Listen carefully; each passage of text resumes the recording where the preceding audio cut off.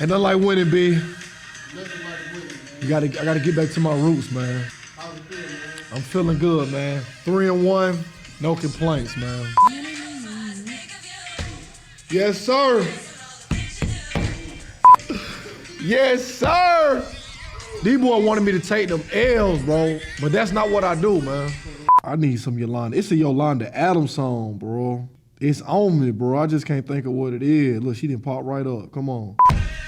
Feels good to be back, B. Back to my winning ways, man. I'm back locked in. I'm back focused. Great week, man. Took one L, but I can live with it, man. Hard to bet against Joe Burrow, man. He's got me 2 postseasons in a row, man.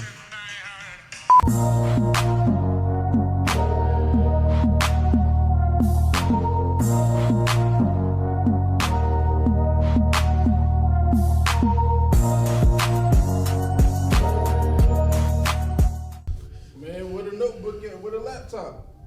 I'm locked in, B. I don't need it today. All right, man. Don't be playing around, man. These folks is here to see the show. I'm back, baby. If they came to see a show is what they will see. Welcome back.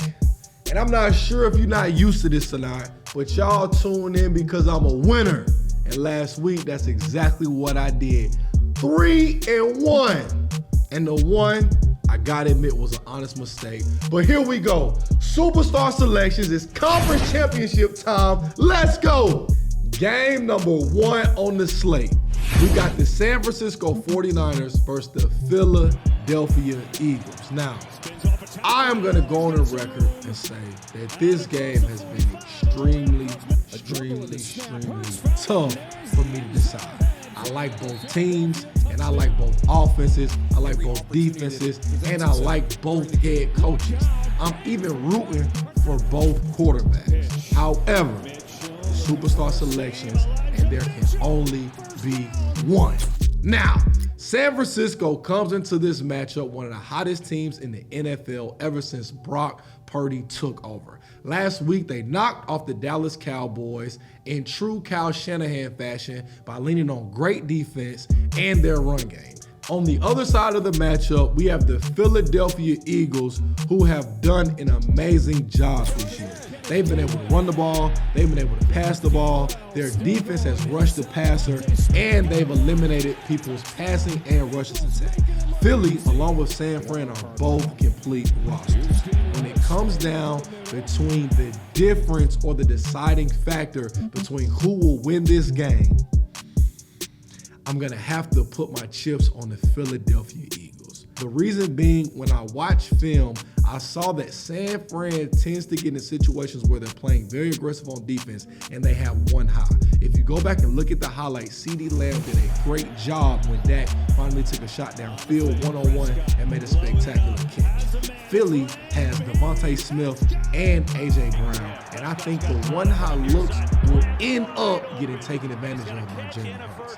To add to that, when I watched Dallas versus San Fran, there were some looks with design QB runs and design RPOs where Dak didn't make the right read to pull and or he missed the short or easy throw.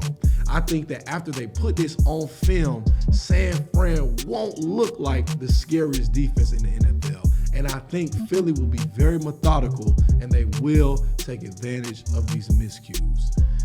And when I say miscues, I mean in the end, I expect a non-scoring first quarter, a defensive fight, and a very competitive game that will end with the Philadelphia Eagles winning 21 to the San Francisco 49ers 17.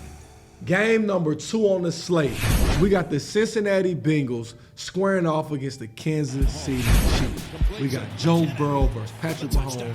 And we have Zach Taylor versus Andy Reid. Now, some would say that this is becoming one of the biggest rivalries and or matchups annually for the NFL. Now, I can admit, like last week, I tend to sleep on Joe Burrow. Not because I don't think that he's an elite quarterback, but the matchups, they just somehow always get to me. But in the end, Joe Shiesty is finding a way to get the W.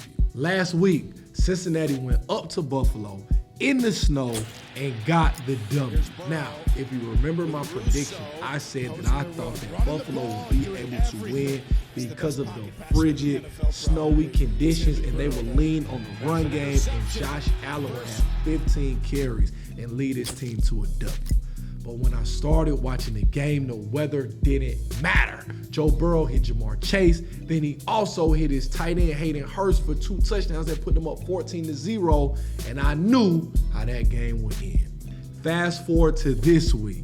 We got Eli Apple going crazy on Twitter, and the Bengals just won't lay down.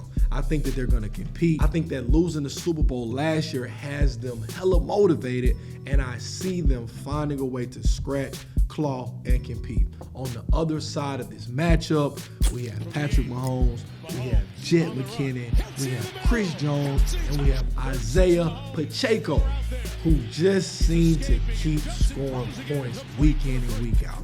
Now, the only issue I have with this Chiefs team isn't the defense or the lack thereof, but it is the elephant in the room. The high ankle sprain that Patrick Mahomes suffered this week. Now, reports are saying that he's feeling good, he's feeling fine, but one thing that I do know is that in big games, they lean on Patrick Mahomes to improvise and make certain type of plays that he shouldn't make with his feet. Not because he's unathletic, he's not a runner, but because we always expect him to lean on his arm. In this matchup with the high ankle sprain and him being limited to stay in the pocket, I think that when the plays show up where he has to scramble and get an extra 3, 4, maybe even like one of those sneaky 15-yard rushes, he physically won't be able to do it.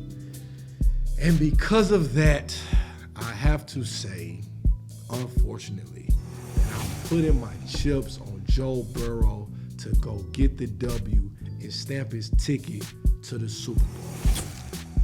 Philadelphia 21, San Fran 17, Cincinnati 27, Kansas City 22.